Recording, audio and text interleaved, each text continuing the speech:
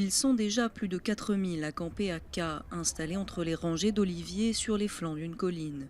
Mais avec près de 500 nouveaux arrivants chaque jour, le camp ne parvient plus à satisfaire les besoins des déplacés, toujours plus nombreux dans le nord-ouest de la Syrie.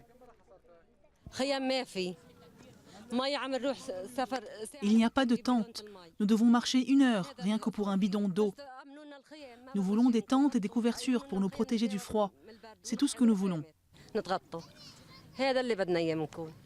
Des tentes, mais aussi de la nourriture et de l'eau, le camp de Ka et son voisin d'Atmé manquent de tout.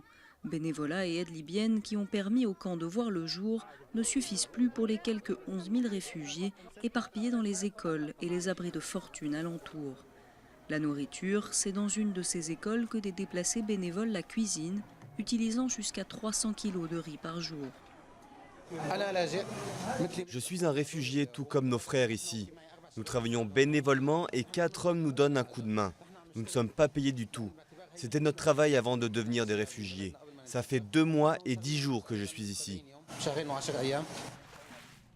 Pour faire face à l'afflux de déplacés, chassés par les combats qui ravagent la région, de nouveaux camps sont en construction, comme ici près du poste frontière de Bab el Awa, où grâce à l'aide d'une association de Syriens de l'étranger, 550 familles pourront bientôt être accueillies.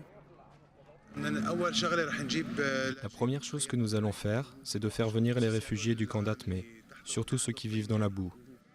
Et si on a encore de la place, on accueillera d'autres gens. Bab el Awa devrait ouvrir ses portes dans une dizaine de jours, mais des familles sont déjà venues s'y installer pour être sûres d'avoir un abri avant l'hiver.